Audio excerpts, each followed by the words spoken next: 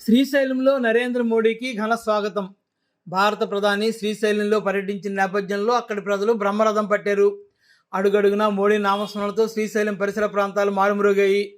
ఆంధ్రప్రదేశ్ రాష్ట్రం అద్భుతాలు చేస్తోంది. ప్రపంచం నివ్వెరపోయి చూస్తోంది. నిన్న కాక మొన్న ప్రపంచంలోనే రెండవ అతిపెద్ద ఆర్టిఫిషియల్ ఇంటెలిజెన్స్ హబ్ను విశాఖలో ఏర్పాటు చేసేందుకు గూగుల్ ఒప్పందం కుదుర్చుకుంది. ఇప్పుడు విశాఖపట్నం ప్రపంచ నగరంగా మారిపోనుంది.